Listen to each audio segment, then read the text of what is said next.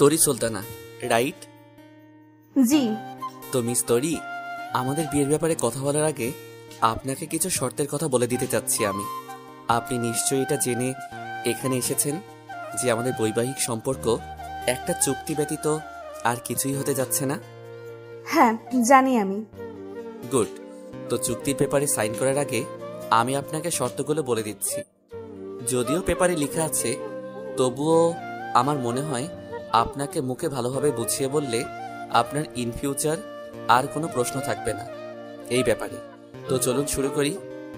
আপনি মুখে না বললেও সমস্যা নেই। আমি বৈবাহিক জীবনে কোনো প্রকারের সুখ বা স্বাচ্ছন্দ্য পাবো না, সেটা মাথায় রেখেই আমি এখানে এসেছি। তবুও যদি আপনার মনে হয় যে আপনি বলবেন নিজের মুখে, সেটাও করতে পারেন, আমার কোনো সমস্যা নেই। আপনি জানেন আমি বিবাহিত? হুম। এটা আমার কত নম্বর বিয়ে জানেন? দ্বিতীয় হয়তোবা। না, এই তো আপনি সবকিছু না জেনে এসে করেছেন কথা বলতে। এটা আমার দ্বিতীয় নয়, তৃতীয় বিয়ে। মানে? চমকে গেলেন? চমকানোর কথাই। আপনার জায়গায় যে কোনো কেউ হলে তার মুখের অভিব্যক্তি ঠিক এমনভাবেই ফুটে উঠত যেটা আপনার ক্ষেত্রে হয়েছে, কিন্তু শুনতে অন্যরকম লাগলেও এটাই সত্যি। এবার আসি দ্বিতীয় কথায়। আমার 2জন সন্তান আছে, এটা জানেন আপনি? সন্তান আছে জানি, সংখ্যা জানতাম না। আমার 2টো সন্তানই এখনো ছোট। বড় সন্তান ছেলে আর ছোট সন্তান মেয়ে। মূলত তাদের দেখাশোনা করার জন্যই আপনার সাথে এখানে বৈবাহিক চুক্তিতে আসা। আমি আমার সর্বোচ্চ চেষ্টা করব তাদের ভালো রাখার। শুধু চেষ্টা না, আপনাকে পারতেই হবে। কারণ আমাকে ইমোশনাল ব্ল্যাকমেইল করে আমার পরিবার যেই কারণে বিয়ে করতে বাধ্য করছে, সেই কারণটা যদি আপনি ফুলফিল না করতে পারেন, তাহলে আপনাকে বিয়ে করে আমার কোনো লাভ আছে? নেই তো। হতে পারে বাস্তবিক জীবনে আপনি কেবলমাত্র আমার লোক দেখানো স্ত্রী হবেন, কিন্তু আপনাকে তো আমি সামাজিকভাবে স্বীকৃতি দিয়েই বিয়ে করব।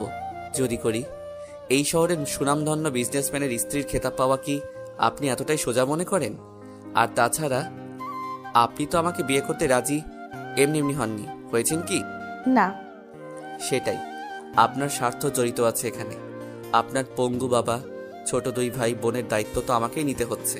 তাহলে আপনি নিজের পাওনা বুঝে নিলে আমাকেও তো নিজের পাওনা বুঝে নিতে হবে, তাই না? তো বলুন, আপনি পারবেন আপনার উপর দেওয়া দায়িত্ব সঠিকভাবে পালন করতে? পারবো। গুড। আর last but not the least, আমাদের এই চুক্তির কথা যাতে কোনোভাবেই আমার পরিবারের কারো কানে না যায়। Got it? জি। তো নিন, পেপারে সাইন করে দিন। চোখে জল টয়টম্বুর, যে কোনো সময় হয়তো গড়িয়ে পড়বে এমন একটা পলক ফেলার অপেক্ষা। আর সেজন্যই সামনে বসে থাকা লোকটির দিকে একটু তাকাচ্ছে না তরি। কি লাভ তাকিয়ে? এই নিষ্ঠুর লোকটা কি তার চোখের মূল্য দিতে পারবে? না জানি কখন আবার বলে বসে যে অভিনয় করা বন্ধ করুন। কাপা কাপা হাতে পেপারে সাইন করলো তরি। একটানে ফাইলটা নিজের কাছে নিয়ে তরিকে প্রশ্ন করলো, কি খাবেন বলুন? চা, কফি বা অন্য কিছু? তীব্র রায়হানের সাথে রেস্টুরেন্টে এসেছেন, কিছু একটা না খাওয়ালে তো আমারই অপমান হবে। তো বলুন, কি খেতে চান? তরি এখনো মাথা নিচু করেই বসে আছে। কান্না গলায় দলা পাখি আসছে মনে হচ্ছে। না, তার আর সম্ভব না এভাবে এখানে বসে থাকা কোনো মতে। নো থ্যাংক ইউ বলে পাশে চেয়ারে রাখা ব্যাগটা হাতে নিয়ে এক ছুটে দৌড়ে পালালো এখান থেকে। সেদিকে তাকিয়ে থেকে তীব্র ব্রুকুচকে বলে উঠল, স্ট্রেঞ্জ। টেবিলের উপর রাখা ফোনের দিকে চোখ গেল তার। ফোন বেজে যাচ্ছে। রিসিভ করে কানে দিতেই ওপাশ থেকে কেউ বলে উঠল, স্যার কাজ হয়েছে, মেয়েটি গিয়েছে আপনার সাথে দেখা করতে। হ্যাঁ, মেয়েটি দেখা করেছে আর আশা করছি কাজও হয়েছে। ধন্যবাদ। তুমি কালকে অফিসে চলে এসো। তোমার যতটুকু পাওনা তার থেকে কিছু বেশি দিয়ে দিব তোমাকে আমি। রাখছি। নিজের বাসায় এসে তরি দেখলো তার ছোট ভাই শুকনো মুখে বসে আছে। তাকে দেখেই মুখে মেখে হাসি ফুটিয়ে তরি বলে উঠল, কি হয়েছে ভাইও? এইভাবে চুপ করে শুকনো মুখে বসে আছিস যে? কেউ কিছু বলেছে? আপু, আমার একটা সাইকেল লাগবে, লাগবেই লাগবে। এবার তোর কোনো কথা আমি আর শুনছি না। তুই সেই কবে থেকে কিনে দিবি বলে আসছিস, কিন্তু এখনো আমি সাইকেলের মুখটাও দেখলাম না। ইয়াসের সাইকেল আছে, আজাতের সাইকেল আছে, রেজাউলের সাইকেল আছে, বাকি সবারই আছে। তাদের কথা না হয় আমি বাদই দিলাম, কিন্তু আমি যাদের সাথে চলি তারা তিনজনই সাইকেলে চড়ে বেড়ায়, আর আমি শুধু তাদের দিকে তাকিয়ে থাকি। তাদের বলছি যে একটু সাইকেলে চড়বো আমি, কিছুক্ষণের জন্য দিতে আমাকে, তারা সেটাও দেয় না।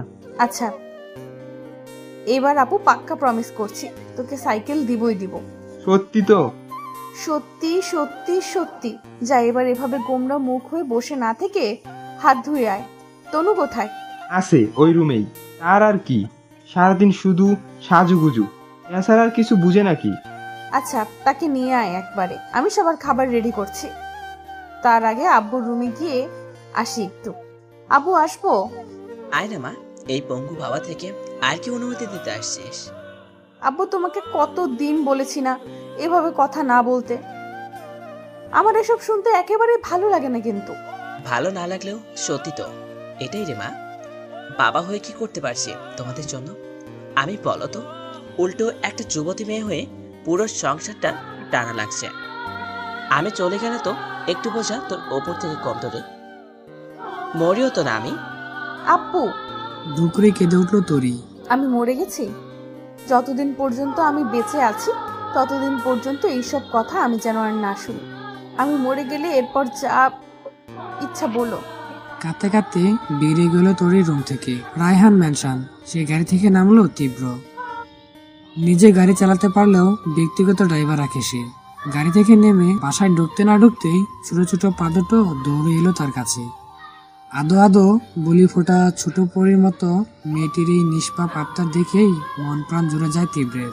তার এই ছোট্ট পরীর নাম তানহা, বয়স মাত্র 3 বছর। তাকে কোলে নিয়ে বেশিক্ষণ থাকতে পারল না তীব্র। দূর থেকে দেখতে পায় মুখ বার করে দাঁড়িয়ে থাকা তার ছেলেকে। তার ছেলে তানবীর, বয়স 5 বছর।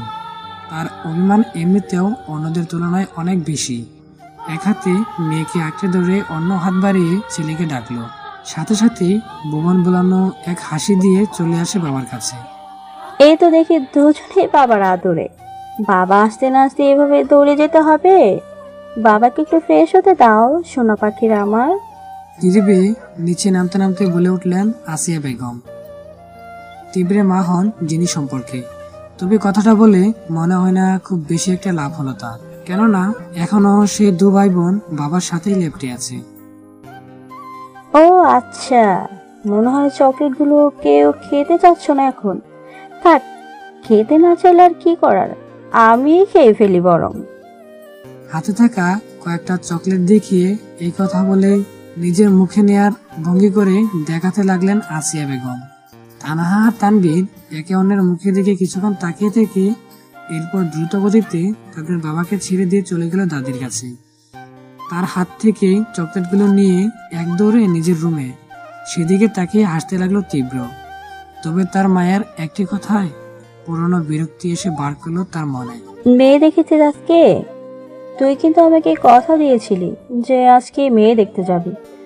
বল, দেখেছিস? হুম। মেয়ে পছন্দ হয়েছে? আমার কোনো পছন্দ অপছন্দ নেই, এটা তো তুমি ভালো করেই জানো আম্মু। তবু একই কথা বলো কেন? তোমাদের কথাই মেয়ে দেখছি, মেয়ে ওকে আছে, বাকিটা তোমরা জানো। চোখ মুখে চূড়ান্ত পরিমাণে বিরক্তির আভা ফুটিয়ে গটগট করে হেঁটে উপরে চলে গেল তীব্র। আর তার দিকে অসহায় ভঙ্গিতে তাকিয়ে রইল আসিয়া বেগম। মনে শুধু একটা চিন্তাই বনে চলছেন তিনি। ছেলেটাকে আদৌ তার স্বাভাবিক জীবনে ফিরবে না? 8-10টা দাম্পত্যের মতো সংসার করবে না? রানু, এই মাস তো শেষ হয়ে আসছে। আমি সামনের মাস থেকে আর তোমাকে পড়াতে আসবো না। যাদেরকে আমি পড়াই তাদের সবাইকে এই কথা বলে দিয়েছি আমি। শুধু তুমিই বাকি ছিলে। তোমার আম্মুকেই বলতাম, কিন্তু আন্টি তো এখন বাসায় নেই, তাই তুমিই বলে দিও। কেন আপু, আপনার কি কোনো চাকরি হয়ে গেছে? এখান থেকে কি অন্য কোথাও শিফট হয়ে যাবেন? আমি তোমাকে এটা পরে বলি। আজকের পড়া বের করো যেটা দিয়েছিলাম। সারপ্রাইজ আছে নাকি কিছু আপু? বলেন না। বলবো পরে, তুমি এখন পড়া বের করো। তরি অনেকগুলো টিউশনি করায়। চাকরির বাজার এখন অনেকটাই কঠিন। যদিও তার পড়াশোনা এখন শেষ হয়নি, অনার্স ফাইনাল ইয়ারের স্টুডেন্ট সে। টিউশনি করে যা টাকা পায় তাতে পরিবার চালাতে খুবই হিমশিম খেতে হয়। চাকরির জন্য খোঁজ সে অনেকবার করেছিল, কয়েক জায়গায় সরাসরি না করে দিয়েছি, আর কয়েক জায়গায় সে এমন প্রস্তাব পেয়েছে যে ঘৃণায় দ্বিতীয়বার ফিরে তাকায়নি সেদিকে। নিজে পড়াশোনা চালিয়ে সংসারের খরচ মেটাতে অনেক রাত করে টিউশন শেষ করে ফিরতে হয় তার বাসায়। পাড়ার অনেক চাচি খালা এই ব্যাপারে ভিন্ন চোখে দেখেন। মেয়ে মানুষ এত রাত করে বাসায় ফিরে কেন? কি এমন কাজ করে এত রাত পর্যন্ত? পরোক্ষভাবে অনেক কথাই শুনিয়েছে এই ব্যাপারে পরে তরিকে। কিন্তু সেসব কিছু নিয়ে বাবার সময় নেই তরির, কারণ তরির সংসার চালানোর খরচ তো আর পাড়ার প্রতিবেশীরা দেয় না। তাই তাদের কথা মাথায় রেখে দোটানায় ভোগার কোনো মানেই হয় না। এতটুকু পর্যন্ত ঠিক ছিল তাও, কিন্তু এরপর থেকে তরি বাড়ি ফেরার পথে প্রতিদিনই বেশ টিটকারি শুনতে হতো পাড়া ছেলেদের থেকে। এতটা সহজে তরি দমে যাওয়ার মেয়ে নয়। ছোটবেলা মা হারিয়েছে সে, বয়স মাত্র কতই বা হবে, 10-12। তার ভাই বোন দুজনেই ছোট তখন। তরির বাবাকে অনেকেই বলেছিল দ্বিতীয় বিয়ে করতে, কিন্তু তার একটাই কথা, আমার ছেলে মেয়েরা এখন সব, আমার আর বাড়ির কারো প্রয়োজন নেই জীবনে। তাছাড়া সৎমা কতটুকু দায়িত্বশীল হবেন, তার সন্তানের প্রতি কতটুকু স্নেহ করবেন তা নিয়ে তিনি যথেষ্ট সন্দেহ ছিলেন। আর এতজনের এত কথা শোনার পরেও তিনি ছিলেন তার সিদ্ধান্তে অটল। তরির বাবা তখনও তাকে মায়ের অভাব বুঝতে দেয়নি। বাবা হয়ে বাবা মা দুজনেই দায়িত্ব পালন করেছে। সবই ঠিক ছিল, কিন্তু সেই ভয়ানক রাত তরিদের জীবনটাকে তছনছ করে দিয়েছিল। এরপর থেকে তরিকে সংসারের হাল ধরতে হয়। সংগ্রামকে সে জীবনের অবিচ্ছেদ্য অংশ হিসেবে ধরে নিয়েছে। ছেলেদের টিটকারিকে তো ভয় করতো না সে, এসবকে পাত্তাই দিত না। তবে একদিন সে তার বাসায় গিয়ে দেখলো তার বাবা কাঁদছে। ছোট ভাইয়ের গায়ে মারের দাগ, বোনটা ভয়ে কাঁপছে। যখন জিজ্ঞেস করলো এর কারণ, তখন জানতে পারলো মাস্তানরুসের কয়েকজন লোক দলবল নিয়ে তাদের বাসায় এসেছিল। তরি বাবাকে শাসিয়ে দিয়ে গেছে, যদি বড় মেয়েকে তার কাছে বিয়ে না দেয় তাহলে তার ছোট মেয়েকে তুলে নিয়ে যাবে আর ছেলেটাকে ওনার চোখের সামনে মেরে ফেলবে। তরিকে যাতে তার সাথে বিয়েতে রাজি করায় সেই কথাই বলে সেখান থেকে চলে দলবল নিয়ে। তবে তার পরিবারের উপর যদি খানিকটা বিপদের আভাসও সে পায়, তখন তার মাথা ঠিক থাকে না। তখন কি করবে বুঝতে পারছিল না। এরই মধ্যে এক বান্ধবী থেকে সে জানতে পারে তীব্র ব্যাপারে। নিজের জীবন বাজি রেখে হলেও পরিবারকে বাঁচানোই একমাত্র লক্ষ্য এখন। সব দিক বিবেচনা করে তীব্রের সাথে বিয়েতে রাজি হয় সে। আব্বু, আসলে তোমাকে কিভাবে বলবো জানি না, কিন্তু আমি বিয়ে করতে চাচ্ছি আব্বু। তীব্রের মুখে কথা শোনার পর যেন বড়সড় একটা শখ খেলো ইমরান সাহেব। কিসের বিয়ের কথা বলছিস মা? আমি এখনো তো তোর বিয়ের ব্যাপারে কিছু ভাবিনি। এখন বিয়ে করতে চাচ্ছিস মানে? পাত্র তো আমি দেখিনি। পাত্র তো দেখা আছে আব্বু, আমি নিজে পাত্র পছন্দ করেছি। কি? কবে? কিভাবে? আমি তো কিছু হ্যাঁ, তোমাকে জানাইনি আব্বু। আসলে আমরা দুজন প্রায় 2 বছর ধরে নিজেদের চিনি জানি, দুজনেই দুজনকে পছন্দ করি। আমাদের দুজনের এখন মনে হলো যে এই পরিচিতিকে একটা নাম দেওয়া যাক। কে ছেলে মা? তুই কার কথা বলছিস? তীব্র রায়হান। তুই কি বিজনেসম্যান তীব্র রায়হানের কথা বলছিস? হ্যাঁ। তোর সাথে তীব্র রায়হান এর এতদিনের পরিচয়? ওই আমাকে তো কখনো বলিসনি। আর বিয়ের টাকা এখন হুট করে জোগাড় করব কিভাবে রে মা? সেটা এমন পরিবারের সাথে যদি সম্বন্ধ করি। বিয়ের খরচ নিয়ে ভাবতে হবে না আব্বু, সব খরচ পাত্রপক্ষ দিবে। খুশিতে চোখে পানি চলে আসলো ইমরান সাহেবের। উনি স্বপ্নেও ভাবতে পারেননি এত ভালো করে মেয়ের বিয়ে হবে। মনে মনে আল্লাহর দরবারে অনেক শুকরিয়া আদায় করলেন। বাবার সামনে মুখে মিথ্যে হাসির অভিনয় করে রুম থেকে বেরিয়ে আসার সময় সকলের অলক্ষ্যে দুপুরটা চোখে জল পড়লো গাল বেয়ে। তবে সেটাকে সাথে সাথেই মুছে নিল তরি। যদি সত্যি কথা বলতো তবে কোনোদিনই তার বাবা এই বিয়েতে রাজি হতো না। কেননা কোনো বাবা চায় না তার মেয়ের জীবনটা জেনে শুনে এভাবে নষ্ট হোক। তাই এত বড় মিথ্যা কথা তরিকে বাধ্য হয়ে বলতেই হলো। যদি একটা মিথ্যা কথায় তার পুরো পরিবার বাধা থাকে, তবে সেটাই হোক না। শুধুমাত্র বিয়ে নয়, মেয়ে দেখাও তীব্র বাড়িতেই হবে। তীব্র গাড়ি পাঠিয়েছে তাদের যাতায়াতের জন্য। তাদের বাড়ির সামনে গাড়ি থামতেই মুখ হা হয়ে যায় জারিফ আর তনুর।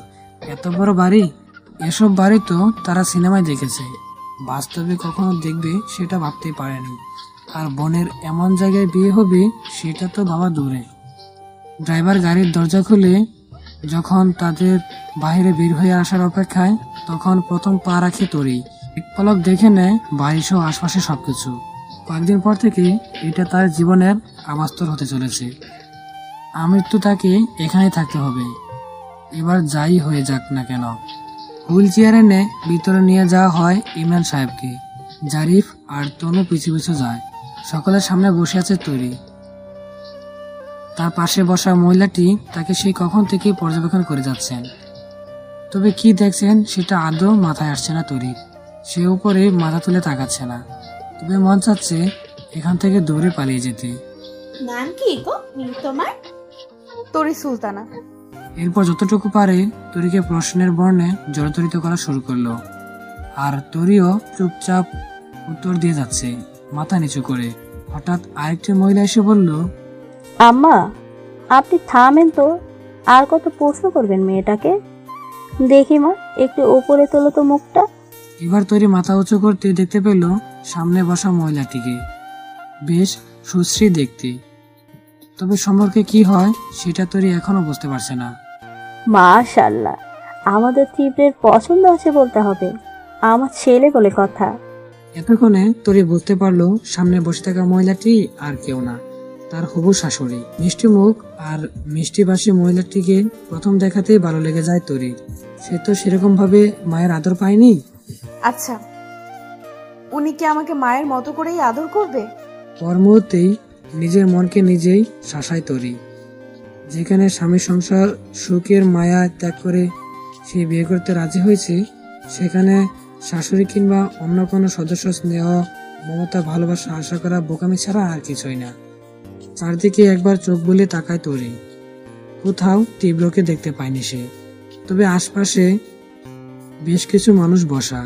তীব্রের মা সামনে বসে থাকা এক লোককে বলে উঠল, তীব্রের আব্বু, তোমার ছেলে এখনো আসছে না কেন?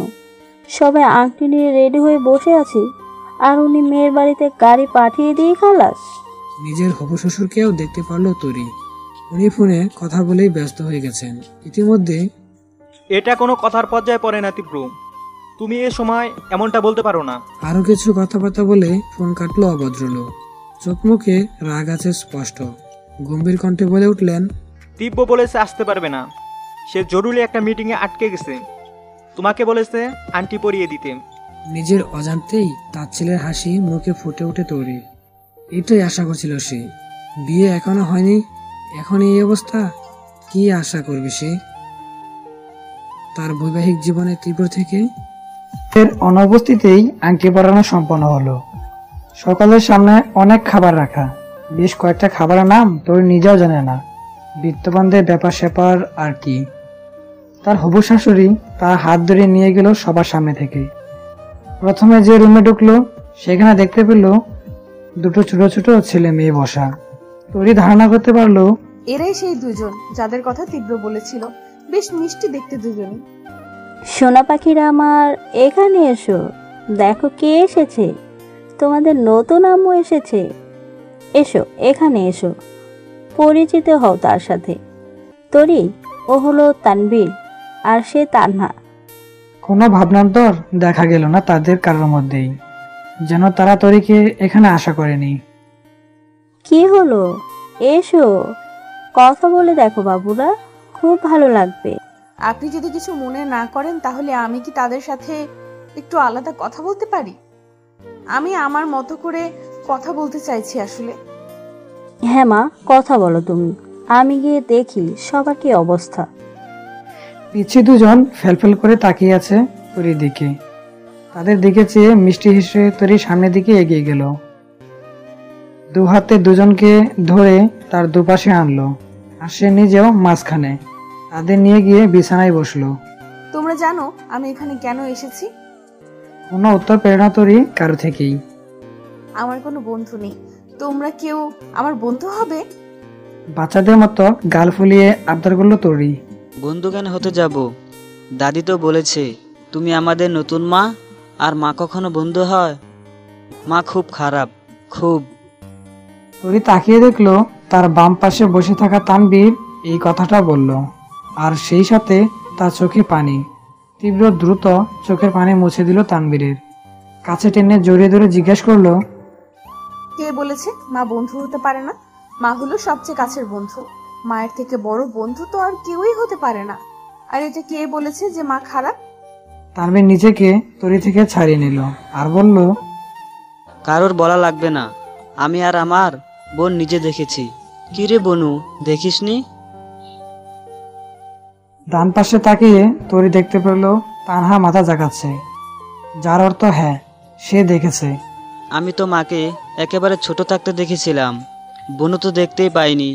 বনু হওয়ার পরে আমি মাকে আর দেখিনি। সবাইকে জিজ্ঞেস করায় বলেছিল মা নাকি আকাশের তারা হয়ে গেছে। পানি এসে বের করলো এবার তরি চোখে। ইস, দুটো বাচ্চা কত ছোট, অথচ তাদের মনে এখনই কত কষ্ট। বিশেষ করে তানভীরকে দেখলে, তার কথা শুনলে কেউ এটা বলবে না যে তার মাত্র 5 বছর বয়স। পরিস্থিতি একটা শিশুকে এ বয়সে কতটুকু ম্যাচিওর করে তোলে। তবে তরি এটা বুঝতে পারলো কোনো কারণবশত হয়েছে। তীব্রর প্রথম স্ত্রী মারা গিয়েছে, আর সেই কথাই বলেছে তানভীর। তো কি হয়েছে, আমি আরেক মা তো তোমাদের কাছে এসেছি। একবার আমার সাথে মিশে দেখো, একটু কথা বলে দেখো, তারপর বলবে আমি কি আসলে তোমাদের বন্ধু হওয়ার যোগ্য কিনা। সে তো দাদি আগের বারও বলেছিল আমাদের নাকি নতুন মা আসছে, আমাদের অনেক ভালোবাসবে। কিন্তু দাদি মিথ্যে কথা বলেছিল, আমাদের কোনো মাই আর আসবে না, কেউ আমাদের ভালোবাসবে না, কেউ না। কাঁদতে কাঁদতে চলে গেল তানভীর সেখান থেকে। তার যাওয়ার দিকে ব্যতীত মনে তাকিয়ে রইল কিছুক্ষণ। এরপর পাশে ফিরে দেখলো তানহা এখনো তার দিকে তাকিয়ে আছে। আম্মু, কিছু বলবে আমাকে? তুমিও আমাদের আগের আম্মুর মতো বকবে মারবে, তাই না? ছি ছি বাবু, কি বলো এগুলো? আমি তোমাদের বকতে যাব কেন? মারার কথা তো বাদই দিলাম। তোমাদের মতো এই নিষ্পাপ দুটো ফুলকে আদর ছাড়া কি করা যায় বলো? আমি থাকবো না এখানে, পাইয়া কাটে যাবো। কথাটা বলেই এক দৌড়ে চলে গেল তানহা। মেয়েটার মুখে এখনো ঠিকভাবে কথা ফোটেনি। তার এই মেয়েকে কিনা কেউ মারতো? এত নিষ্ঠুর কিভাবে হতে পারে কেউ? এসব ভাবতে ভাবতেই হঠাৎ নিজের ডান হাতের কবজিতে চাপ অনুভব করলো তরি। কিছু বুঝে ওঠার আগেই এক ঝটকায় তাকিয়ে দাঁড় করানো হলো। সামনে তাকিয়ে দেখতে পেল অগ্নি চোখে তাকিয়ে আছে তীব্র তার দিকে। কি হয়েছে কিছুই বুঝতে পারলো না তরি। এর মধ্যেই কানে এলো তীব্রের হুঙ্কার। কি করেছেন আপনি আমার ছেলে মেয়ের সাথে? বলুন, তারা ছাদে গিয়ে কাঁদছে কেন? আমি জিজ্ঞেস করে আমাকে কিছু বলেনি। আম্মুকে বলে শুনতে পেলাম আপনি নাকি আম্মুকে বলেছেন তাদের সাথে আলাদা কথা বলতে চান। কি বলেছেন তাদের বলুন? আম্মুর সামনে কিছু বলতে পারবেন না তাই আম্মুকে কৌশলে সরিয়ে দিয়ে নিশ্চয়ই তাদের শাসিয়েছেন কিছু নিয়ে, তাই না? তরি বোকার মতো তীব্রের দিকে তাকিয়ে আছে। তীব্র কি বলছে না বলছে কিছুই বুঝতে পারছে না সে। আপনি ভুল ভাবছেন, আমার কথাটা শুনুন। আরে কি শুনবো আপনার কথা? হ্যাঁ, কি শুনবো? দেখুন মিস্তরি, আমি আপনাকে প্রথম দিনই সাবধান করেছিলাম এই ব্যাপারে। এটাও বলেছিলাম যে আপনার শুধু কাজই হচ্ছে আমার ছেলে মেয়ে দুটোকে আগলে রাখা। এই বাড়িতে তো এখনো আসেনি আপনি, তার আগে এইরূপ দেখিয়ে দিলেন, তাই না? হবে নাই বিয়ে, আমি করছি নাই বিয়ে। এখন এই মুহূর্তে গিয়ে আমি বিয়ে ভেঙে দিচ্ছি। Just wait and watch. তরি এখনো সেখানে শক্ত হয়ে দাঁড়িয়ে আছে। তীব্র জ্বরের গতিতে রুম থেকে বের হয়ে গেল। তার একটা কথা শোনারও সময় হলো না তীব্রের। কোনো প্রয়োজনই মনে করলো না তার কথাটা একবার শোনার। এই তীব্র, কোথায় যাচ্ছিস তুই এভাবে? আম্মু, রাস্তা থেকে সরে দাঁড়াও, আমি এক্ষুনি এই বিয়ে ভেঙে দিয়ে আসছি। মানে কি, পাগল হয়ে গেছিস তুই? তুমি জানো ওই মেয়ে বাসায় আসতে না আসতেই আমার সন্তানদের বকাবাধ্য করেছে, হয়তো গায়েও হাত তুলেছে। আগে বিয়েটা ভাঙছি, এরপর ওই মেয়ের ব্যবস্থা করছি আমি। এই দাঁড়া তুই, কাজের চাপে তোর মাথাটা গেছে তীব্র। কোনো কিছু যাচাই বাছাই না করে, কিছু না জেনে মন মতো কথা বলছিস। তোকে কে বলেছে যে তোরই তাদের সাথে খারাপ ব্যবহার করেছে? নয়তো তারা কান্না করছিল কেন আম্মু? এভাবে তো তাদের কাঁদতে দেখিনি এই কয়েকদিনে। তাহলে আজকেই কেন? ওই মেয়ের সাথে কথা বলার পরেই কেন? তানবীর, তান্না, একটু এদিকে আসো তো বাবুরা। দুজনেই কিছু সময়ের মধ্যেই আসিয়া খাতুনের সামনে এসে দাঁড়ালো। জি দাদি। তানবীর, তোমাদের কাউকে কি কিছু তরি বলেছে, মেরেছে? তরি মানে যাকে তোমাদের সাথে পরিচয় করাতে নিয়ে গেছিলাম নতুন মা হিসাবে। না দাদি। তোমরা তাহলে কাঁদছিলে কেন? আসলে আমার মায়ের কথা অনেক মনে পড়ছিল।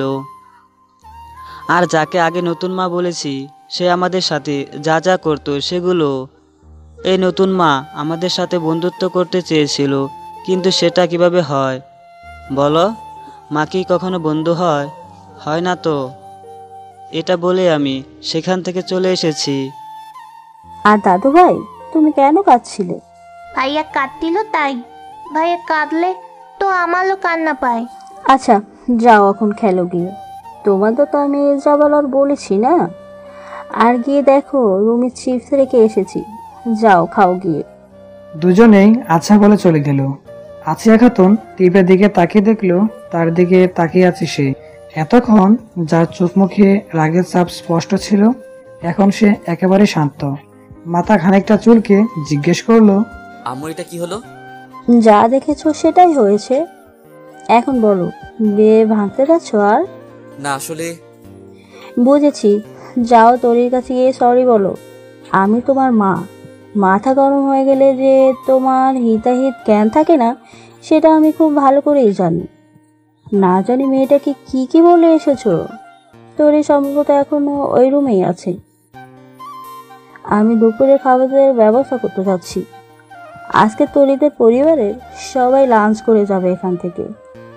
তুমিও তরির সাথে কথা বলে ফ্রেশ হয়ে নিচে আসো তাকে নিয়ে। আসিয়া খাতুন চলে যাওয়ার পর তরির রুমের দিকে তাকিয়ে রইল তীব্র। কি বলবে তাকে এখন? না বুঝে এভাবে ওভার রিয়েক্ট করাটা তার একদমই ঠিক হয়নি। আই এম সরি, আমি আসলে নিজের বাচ্চাদের কান্না দেখে মাথা ঠিক রাখতে পারিনি। তারা আমার সবচেয়ে বড় দুর্বলতা। তাদের নিরাপত্তা, তাদের ভালো থাকা নিয়েই সবসময় কনসার্ন থাকি আমি। তাই আমি একটু উল্টোপাল্টা কথা বলে ফেলেছি। বিয়ে ক্যান্সেল হচ্ছে না, আপনি নিশ্চিন্ত থাকতে পারেন। কিছু বলছেন না যে? আমি কি এখন নিচে যেতে পারি? মানে হ্যাঁ, নিচে তো যাবেন অবশ্যই। এতে আমার পারমিশন নেওয়ার তো কিছু নেই। আপনার বাড়ি, আপনার রুম, আপনার মর্জি। আর তাছাড়া আপনি তো এক প্রকার আমাকে কিনেই নিচ্ছেন। অবশ্য তাতে আমারও সায় আছে, আপনি মোটেও জোর করেননি আমাকে। তো আপনার কৃতদাসী হিসেবে তো আপনার হুকুম মান্য করতে হবে, তাই না? এর জন্য অনুমতি যে নিতেই হচ্ছে। আপনি আমাকে টেস্ট করছেন, তাই না? আমি মানছি আপনাকে না হয় একটু ভুল বুঝেছি। তো কি হয়েছে? সরি তো বলেছি। এত গোধরে থাকার তো কিছু দেখছি না আমি। ছি ছি, আমার এত বড় দুঃসাহস আছে নাকি আপনাকে টোন্ট করার? আমি তো শুধু সত্যিটাই বললাম। কেন, সত্য সহ্য হচ্ছে না? না হলে এটাও বলে দিন যে এ বাড়িতে যেহেতু বউ হয়ে আসছি, তাই উচিত কথাও এখন থেকে আর বলা যাবে না। সেটাও চলবে, আমি এখন থেকে চুপে থাকবো। যতটুকু দায়িত্ব আমার দেওয়া হয়েছে তার থেকে এক চুল পরিমাণ বেশিও করব না, বলবো না। তাহলে খুশি হবেন আশা করি। এটাই প্রথম, এটাই শেষ। ভবিষ্যতে যদি আর কোনোদিন এভাবে খোঁজা দিয়ে কথা বলতে শুনেছি আমাকে, তাহলে তার পরিণতি চূড়ান্ত রকম ভয়াবহ হবে। গটগট করে রুম থেকে হেঁটে বেরিয়ে গেল তীব্র। মেজাজটাই গরম হয়ে গিয়েছে তার। সেদিকে তাকিয়ে মুখে তাচ্ছিলের হাসি এনে তরি বলে উঠল আপন মনে, বুঝলি তরি, এখন থেকে তোর কথা বলার মুখটাও বন্ধ হয়ে যাবে। নিজে উল্টাপাল্টা কিছু বললে একটা সরি বলে 7 খুন মাফ, অথচ তিক্ত সত্যি কথাটা গায়ে লেগে গেল। নিচে কিছু বললে সেটাকে সামান্য কিছু ভেবে উড়িয়ে দেওয়া, আর আমি বললে ভবিষ্যতে কিছু করার হুমকি দেওয়া। বাহ, দারুণ সংসার হতে চলেছে আমার। দুপুরে খাওয়া দাওয়া পাট চুকিয়ে তরিরা সবাই চলে গিয়েছে অনেক আগেই। তীব্রের দাদি তার রুমে নিজের বউ আর ছেলেকে ডেকে পাঠালেন। আম্মা, আমাদের ডেকেছিলেন? আসো, কিছু কথা বলার ছিল টিপের নতুন বউয়ের ব্যাপারে।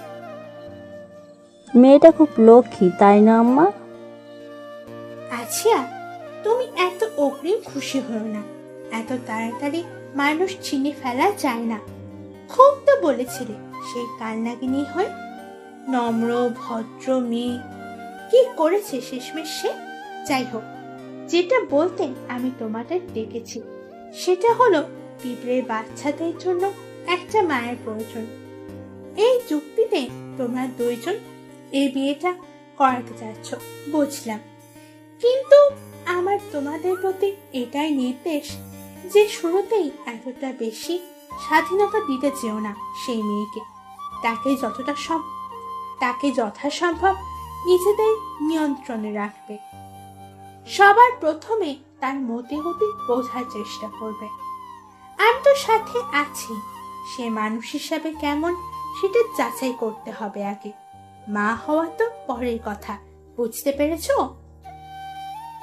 আম্মা, আমি খবর নিয়ে জেনেছি মেয়েটা ছোটবেলায় তার মা বাবাকে হারিয়েছে। বাবা পঙ্গু হওয়ার পর থেকে ছোট ভাই ও বোনসহ পুরো সংসারের সে সামলায়। এবারে মেয়েটা খারাপ হবে না আম্মা, দেখবেন। আজিজুল, তুমিও তোমার বউয়ের তালে তালে কথা বলবে না। আজকালকার মানুষ, রূপ বদলাতে 2 মিনিটও সময় নেবে না। হ্যাঁ, আমি এটা বলছি না যে মেয়েকে নজরে রাখতে গিয়ে, নিয়ন্ত্রণে রাখতে গিয়ে তার সাথে খারাপ ব্যবহার করবে, মোটেই না। এবারের বউদের যতটুকু যা কিছু পাওয়ার কথা সে সবটাই পাবে। আমি শুধু এটাই বলছি যে শুরুতেই তাকে ছাড় দেওয়া যাবে না। আগে সে কেমন সেটা বুঝতে হবে, জানতে হবে। তারপর তাকে যত খুশি স্বাধীনতা দাও, আমার কিছু যায় আসে না। এমনকি তখন আমি তাকে সম্পূর্ণরূপে আপন করে নিব। তবে আপাতত আমাদের সকলের একটা শক্ত খোলসে নিজেদেরকে আবৃত করতে হবে বাইরে থেকে, বুঝতে পেরেছো? জি আম্মা। ঠিক আছে, কথা এতটুকুই, এখন যাও। রুম খালি হওয়ার পর একটু চোখ বুললেন জাহানারা খাতুন। বেশ কিছু তৃপ্ত স্মৃতি প্রায় সময় চোখে ভেসে ওঠে তার। ছোট বাচ্চা দুটোর কান্না যেন এখনো কানে বাজে তার। সেসব ভুলে যেতে চান তিনি। আর অবশ্যই এবার আর কোনো ভুল নয়, একই ভুল দ্বিতীয়বার করতে চান না তিনি। তরিদের বাসার সামনে বড় একটা গাড়ি এসে থামলো, আর সেখান থেকে দুটো লোক মিলে শুধু একটার পর একটা জিনিস বাসায় ঢোকাচ্ছেন। তরি যতটুকু বুঝতে পারলো, গায়ে হলুদের জন্য যাবতীয় সামগ্রী হয়তো সব জিনিসপত্র তার বাসায় রেখে গিয়ে যাওয়ার সময় লোক দুটো তরিকে বলে গেল বিকালের দিকে গেট সহ অন্যান্য ডেকোরেশনের লোক পাঠাবে তীব্র। আগামীকাল তাদের গায়ে হলুদ, সময় মতো ব্রিটিশিয়ানদেরও পাঠিয়ে দিবে তার বাসায়। মা, একটু এদিকে এসে বস তো। হ্যাঁ আব্বু, বলো। আমাদের তো পর করে দিয়ে চলে যাবে রে মা। 2 দিন পর থেকে তো আর কাছে পাবো না, যখন তখন তোকে। কত বড় বাড়ির বউ হবি তুই, কত দায়িত্ব, তখন তোর কাঁধে থাকবে। আমাদের কাছে আসার কি তোর আর সময় হবে তখন? আমরা 3টা মানুষ যে কিভাবে থাকবো তোকে ছাড়া, সেটা ভাবতেই বুকটা চিনচিন করে উঠছে রে মা। আব্বু, এভাবে কেন বলছো বলো তো? আমি কি আজীবনের জন্য দূরে কোথাও চলে যাচ্ছি? আমি আসবো তো মাঝে মধ্যে এখানে। তোমাদের একেবারে না দেখে কি আমার মন কোথাও টিকবে বলো? আপু, তুই দুপুরে আমাকে আর খাইতে দিবি না, তাই না? পিছন থেকে জড়িয়ে ধরলো তরির কাজটা তার ছোট বোন তনুর। তুই আসিস তোর খাওয়া নিয়ে, আমাকে রাতে ঘুম পাড়িয়ে দিবে কে? জারিফ তরির কোলে এসে মাথা রেখে বলল, দুজনকেই তরি ছোটবেলা থেকে মায়ের আদরে মানুষ করেছে। তরি তাদের বড় বোন হওয়ার পাশাপাশি মাও। ছোটবেলার অভ্যাস এখনো ছাড়তে পারেনি 2 ভাই বোন। যখন আমার হাতে খেতে ইচ্ছে হবে আর আদর পেয়ে ঘুমাতে, তখন আমাকে ফোন করবি, দেখবি আমি রকেটের গতিতে চলে আসব। মুখে হাসি রেখে কথাটা বললেও চোখে পানি চিকচিক করছে তরির। সে সবার সামনে এখন কান্নাও করতে পারছে না, যত সম্ভব নিজেকে শান্ত রাখার চেষ্টা করে যাচ্ছে। হঠাৎ ফোনে রিংটোনের আওয়াজে কথায় ব্যাঘাত ঘটল তাদের। তরি মোবাইলের কল এসেছে। তরি সাধারণত আননোন নাম্বার রিসিভ করে না, এটাও কি রিসিভ করবে না করবে ভাবতে ভাবতে ফোন কেটে গেল। তরি ফোনটা হাত থেকে রাখতে যাবে, এর আগে আবার ফোন বেজে ওঠে। সেই আগের নম্বর থেকেই। এবার ফোন রিসিভ করে কানে লাগাতে না লাগাতেই অপর প্রান্ত থেকে বেশ বিরক্তি মাখা কণ্ঠে উত্তর আসে, এতটা ফ্রি মানুষ সবাই না আপনার মতো, তাই একটু দ্রুত ফোনটা রিসিভ করবেন ভবিষ্যতে। এক্সকিউজ মি, কে বলছেন আপনি? তীব্র রায়হান বলছিলাম। ও আচ্ছা, ফোন নাম্বারটাও সেভ করা হয়নি? না। এখন হঠাৎ ফোন দিলেন যে, কোনো প্রয়োজন ছিল? আপনার সাথে প্রেমালাপ করতে নিশ্চয়ই ফোন দেইনি, কাজের কথা বলার জন্যই ফোন দিয়েছি। তো আসল কথায় আসি, গায়ে হলুদের জিনিসপত্র নিয়ে পৌঁছে গেছে আপনাদের বাসায়। আশা করি ডেকোরেশন আপনার ইচ্ছে মতো করতে পারেন। আগামীকাল দুপুরের মধ্যে চলে আসবেন এই বাড়িতে, আর এরপর আর কোথাও যাওয়া হবে না আমার বাড়ি থেকে, বুঝতে পেরেছেন?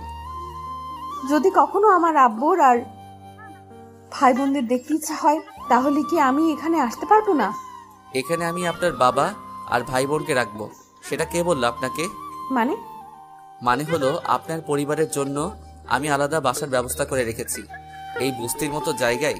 তীব্র রায়হানের শ্বশুরবাড়ি, সেটা জানলে আমার মান সম্মান থাকবে না। আর আমি লোক পাঠিয়ে দিব, তার আপনার বাসার সব মালপত্র নিয়ে চলে যাবে যেখানে আমি থাকার ব্যবস্থা করেছি, বুঝতে পেরেছেন? রাখি। তরিকে আর কিছু বলার সুযোগ না দিয়ে ফোনটা কেটে দিল তীব্র। তরি প্রথমে ভেবেছিল তীব্র তার পরিবারের কথা ভাবে, তাই ভালো জায়গায় থাকার বন্দোবস্ত করেছে, কিন্তু পুরো কথা শোনার পর নিজেই হেসে উঠল আনমনে। সে হাসি খুশির নয়, নিজের বোকামির উপর হাসলো সে। তীব্র নিজের প্রতিটি জিনিস অনেক ভালো বোঝে। ব্যবসায়ী কিনা, কখন কোথায় কি করতে হবে সেটা তার থেকে হয়তো আর কেউ ভালো জানে না। নিজের ইমেজ কখনো খারাপ হতে দিবে নাকি সমাজে? তীব্র, দেখ তো বাবা, এই শেরওয়ানি তোর জন্য কিনে এনেছি। এটাকে তোকে বেশ মানাবে, তাই না? আম্মু, আমি বিয়েটা খুশির চোটে করছি না, এটা তুমি খুব ভালো করে জানো। বারে বারে একই কথা কেন বলো আম্মু? শেরওয়ানি হোক কিংবা টি শার্ট, আমার একটা হলেই হলো। প্লিজ ডিস্টার্ব করো না। এখন অনলাইনে একটা মিটিং হবে। শ্বাস ফেলে নিচে হেঁটে চলে গেল আসিয়া বেগম। যতই তিনি চেষ্টা করুক না কেন তীব্রকে একটু স্বাভাবিক করতে বিয়েটা নিয়ে, তীব্র তার মতোই থাকে। নিচে খাওয়া দাওয়া তদারকি করতে গেছেন তিনি। মেহমান ইতোমধ্যে চলে এসেছে, তরিদের গাড়িও হয়তো আসার পথে। আর বর এখন মিটিং করবে। কি অদ্ভুত! কাজী সাহেব বিয়ে পড়িয়ে চলে গেলেন। কিছুক্ষণ হলো, কবুল বলার সময় তীব্র খুব দ্রুত বলে দিল, যেন যত তাড়াতাড়ি শেষ হয়ে যায় ততই তার জন্য ভালো। কখন শেষ হবে আর সে কখন এখান থেকে উঠবে? অনেকেই বেশ রসিকতা করছিল যে বিয়ে করতে তীব্র তো সইছে না। তরি বেশ ধীরে ধীরে কবুল বলল। কণ্ঠ খানিকটা কাঁপাচ্ছিল, কান্না চলে আসছিল, কিন্তু কাউকে দেখানো যে বারণ। তরি আর তীব্র তাদের দুই পক্ষের দোয়া নিল। এরপর খেতে বসলো তারা। তরি পাশে জারাফ আর তনু বসেছে। শুনছেন? বলুন। তানভীর আর তানহাকে দেখলাম না তো, কোথায় তারা? আসেনি তারা। তরি দেখলো তার পাশ দিয়ে আসিয়া বেগম যাচ্ছেন। আম্মা কিছু বলবে? তানভীর আর তানহাকে একটু রেখে দিবেন, তাদের একটু দেখতে ইচ্ছে করছে। সবাই তো খাওয়া দাওয়া করতে বসে গেছে, তারা খাবে না? আম্মু, কাউকে ডাকার কোনো প্রয়োজন নেই, তাদের খাবার রুমে পাঠিয়ে দেওয়া হয়েছে, সেখানে খেয়ে নিবে তারা। তীব্রের কথা এখন শুনতো না তরি। নিজে গিয়েই রুম থেকে তাদের নিয়ে আসতো নিজের হাতে খাওয়ানোর জন্য। কিন্তু নতুন বউ মাত্র বিয়ে হলো, এভাবে সকলের সামনে যাওয়াটা শোভা পায় না। অজ্ঞতা এভাবেই খেয়ে উঠলো তারা। তীব্র বাবা চলে যাওয়ার সময় বারবারে তীব্রকে আর বাড়ির সবাইকে বলে গেলেন তরি খেয়াল রাখতে। মেয়েকে ধরে কান্না যেন থামছিলই না তার। জারাফ আর তনু তো গো ধরে বসেছিল যে সে যেখানে তাদের আপু আছে সেখানেই তারা থাকবে। পরে অনেক বুঝিয়ে তাদের বিদায় দেওয়া হলো। বেশ ধর্নাট্য পরিবারের লোকজন সেখানে উপস্থিত ছিল। বেশ দামি গিফট দিয়েছে সবাই। এত আভিজাত্যের ভিড়ে তরি নিজেকে খুব ছোট লাগছিল। অনেকেই দামি জুয়েলারি পরিয়ে দিয়ে গেছে তরিকে যাওয়ার সময়। বাইরে থেকে যে কেউ দেখলে বলবে তরি রাজকপাল নিয়ে এসেছে, কিন্তু আসল কিসের উপর বিয়েটা হচ্ছে সেটা তো শুধু সে নিজে জানে। তরিকে কিছু মেয়ে একটি রুমে নিয়ে গেল। তরি ঢুকে দেখলো বিছানা সহ পুরো রুম বিভিন্ন প্রকারের ফুল দিয়ে সাজানো। দেয়ালে তীব্রর বড় একটা ছবি। আশপাশে আরো অনেক কিছু দেখতে নিয়েছিল সে, কিন্তু সুযোগ হয়ে উঠল না। সাথে সাথে মেয়েদের কথা শুনতে গিয়ে, যাও নতুন বউ, খাটে বসে গিয়ে আমরা তোমার বয়কে পাঠাচ্ছি। এই কথা বলে খিলখিল করে হেঁটে চলে গেল মেয়েগুলো। তাদের থেকে নজর সরিয়ে পুরো রুম দেখতে লাগলো। যেমন বাড়িটা বিশাল, ঠিক তেমন রুমগুলো। তরি যেখানে তার বাবা ভাই বোন নিয়ে থাকতো সেখানে পুরো বাসা আর এই রুমটা মনে হয় প্রায় সম। প্রায় সমান। এত বড় রুম দিয়ে মানুষ কি করে? কোনো কিছুরই অভাব নেই রুমে। তীব্রের নিজের ছবিটা ছাড়াও আরো অনেক ছবি রয়েছে রুমটাতে, সবগুলোই তীব্র, তানভীর আর তানহার। মোটামুটি ঘুরতে ঘুরতে হঠাৎ তরির চোখ আটকে গেল একটা ছবিতে। বেশ সুশ্রী একটা মেয়ে, শরীরে দামি গহনা আর শাড়ি পরিহিত। তার পাশেই হাসি মুখে পিছন থেকে কাঁধে হাত দিয়ে দাঁড়িয়ে আছে তীব্র। দুজনেই মুখে অকৃত্রিম হাসি, আর মেয়েটার কোলে রাজপুতের মতো ফুটফুটে একটি পুত্র শিশু। ছেলেটা তো মনে হচ্ছে তানভীর হবে, কিন্তু মেয়েটাকে? তীব্র তো বলেছিল এটা তার তৃতীয় বিয়ে। তাহলে ছবির মেয়েটা কি তার প্রথম স্ত্রীর নাকি দ্বিতীয় স্ত্রী? তার চিন্তা ভাবনার অবসান ঘটল দরজার বন্ধ আওয়াজে। পিছনে না ফিরেই বুঝতে পারলো যে তীব্র এসেছে রুমে। তীব্রকে কিছু একটা বলতে নিবে, অপর পাশে ফিরে তার আগে প্রশ্ন আসে, বিছানা নাকি কাউচ? আমার কোনো সমস্যা নেই, আপনি যেটা বলবেন সেটাই করব। আপনি বিছানাতে ঘুমাতে পারেন, আমি ফ্রেশ হয়ে আসি আগে। আপনার ফ্রেশ হতে বেশ কিছুটা সময় লাগবে। এতক্ষণ অপেক্ষা করা আমার সম্ভব হবে না, অনেক কাজ রয়ে গেছে বাকি। ল্যাপটপ নিয়ে কাজে বসতে হবে। টাওয়াল, টি শার্ট আর ট্রাউজার নিয়ে ওয়াশরুমে চলে গেল তীব্র। প্রায় 15 মিনিটের মাথায় চলে আসলো ফ্রেশ হয়ে। এসে ল্যাপটপ নিয়েই বসে পড়লো। তরি ফ্রেশ হয়ে বিছানায় বসলো। তীব্র আঙ্গুল দ্রুত গতিতে চলছে ল্যাপটপের উপর, কিছু টাইপ করছে হয়তো। একটা প্রশ্ন অনেক আগে থেকেই তরি মনে খচখচ করছে জিজ্ঞেস করার জন্য। তীব্র কিভাবে রিয়াক্ট করবে সেটা ভেবে এখনো চুপ করে আছে তরি। তবে বেশ কিছুক্ষণ আর কথাটা পেটে রাখতে পারলো না। শুনছেন? কান খোলা আছে, বলতে পারেন। ল্যাপটপের স্ক্রিনে তাকিয়ে থাকা অবস্থায় জবাব দিল তীব্র। আমি প্রথম যখন এসেছিলাম এখানে, তখন আম্মা আমাকে যে রুমে নিয়ে গিয়েছিল সেটা সম্ভবত তানভীর আর তানহার রুম। আমি ভেবেছিলাম আপনি সেখানেই থাকেন, আসলে আপনার রুম ভেবেছিলাম আর কি। আজকে এই রুমে এসে বুঝলাম ওইটা না, এটা আপনার রুম। আমি আসলে এটাই জিজ্ঞেস করতে চাচ্ছিলাম যে তানহা তানভীর কি এভাবে একা থাকে? একা কোথায়, দুইজন তো একসাথেই থাকে। তারা দুজনেই এখন ছোট, বিশেষ করে তানহা তো একেবারেই ছোট। হোক না দুজন, কিন্তু এভাবে একা তাদের এক রুমে রাখা তো উচিত না, তাই না? মায়ের থেকে মাসির দরদ বেশি মনে হচ্ছে। আমার থেকে আমার বাচ্চাদের নিয়ে আপনার চিন্তা বেশি। আমি কাজে যাবে তাড়াতাড়ি ঘুমোতে পারি না। দেখছেন তো যে এখনো কাজ করছি। আমার সাথে এই রুমে নিয়ে আসলে তাদের ঘুমোতে অসুবিধা হবে। আপনি আপনার মতো কাজ করুন না, আমি তাদের এখানে নিয়ে আসি। আগামীকাল থেকে আপনার তাদের সাথে ঘুমাতে হবে, এটা আপনাকে আমি বলতাম, কিন্তু আজকে রাতে ইচ্ছা থাকা সত্ত্বেও কিছু করা সম্ভব হচ্ছে না। বাসায় প্রচুর মানুষজন আছে এখনো। এসব কানাকানি ফিসফিসানি কথাবার্তা শুনতে আমার মোটেও ভালো লাগবে না, তাই আমি চুপ আছি। আপনিও দয়া করে মুখটা একটু বন্ধ রাখুন, আমাকে আমার কাজ করতে দিন। আর কোনো কথা বলার সুযোগ পেল না তরি। কি আর করার, কাল পর্যন্ত এভাবেই অপেক্ষা করা ছাড়া আর কোনো উপায় নেই। নিজের বাবা আর ভাই বোনের কথা বেশ মনে পড়ছে তরির। গতকালকে রাতেও কিভাবে ছিল, কোথায় ছিল, আর আজকে কোথায় কিভাবে। এক রাতে ব্যবধানে কত পাল্টে গেছে সবকিছু তার জীবনে। জুড়ে একটা শ্বাস ফেলে আপাতত সব চিন্তা বাদ দিয়ে ঘুমানোর চেষ্টা করছে সে। আগামীকাল থেকে তার সংসার শুরু হবে, দায়িত্বের সংসার, যে সংসারে সে থাকবে শুধু নিজের দায়িত্বের খাতিরে। এখানে আসো নাচবো, পুরো বাসা দেখে যাও, এরপর রান্নাঘরে নিয়ে যাচ্ছি তোমায়। আজকে তোমার কিছু রান্না করতে হবে, রান্না বান্না জানো তো? জি দাদি।